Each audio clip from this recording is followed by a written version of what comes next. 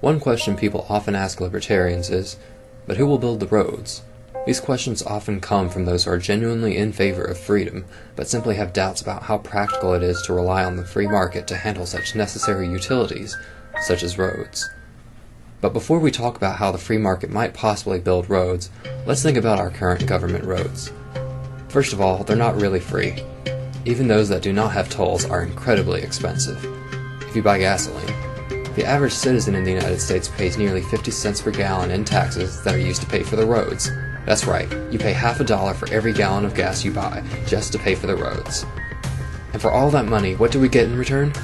The roads are filled with potholes, slow construction work, poorly timed traffic lights, arbitrary speed limits, and fatal accidents. In the year 2011, on average, 89 people were killed every day in the U.S. on these government roads. 89 people per day. This is a massacre.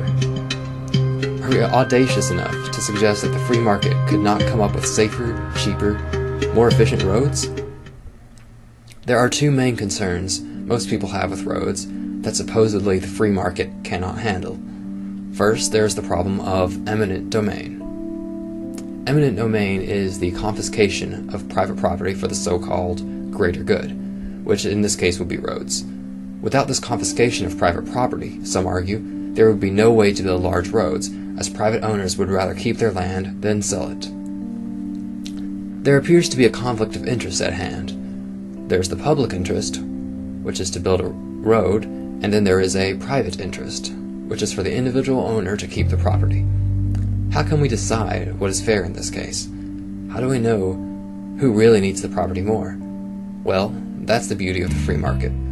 If the public has a great need for the property to be used as a road, they will collectively be able to form a company and offer a large sum of money for the property.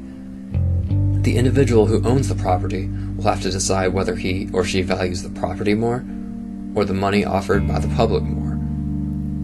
If the individual chooses not to sell, then we can know that the individual will have more value in keeping the property than the public will have for using it as a road.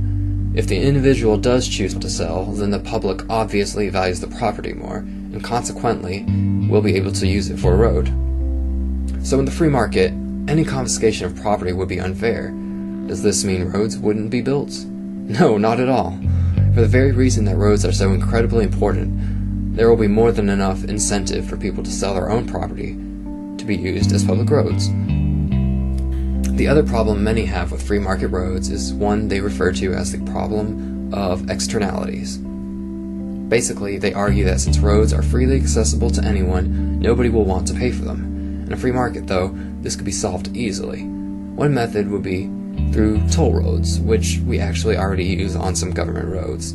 This would work best, I think, on larger roads. Now currently, government tolls are slow and time-consuming, but if free market companies handle roads, we would probably see an instant pay system using scanners and QR codes, for example.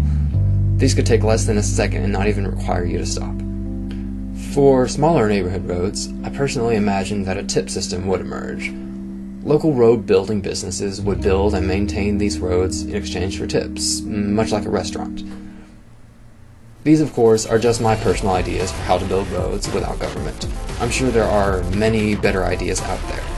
But that's the beauty of the free market. Everyone will be able to compete in order to build the best roads possible. Who knows, there may come a point in the future when we don't even need roads anymore. If we get the government out of roads, the sky will literally be the limit.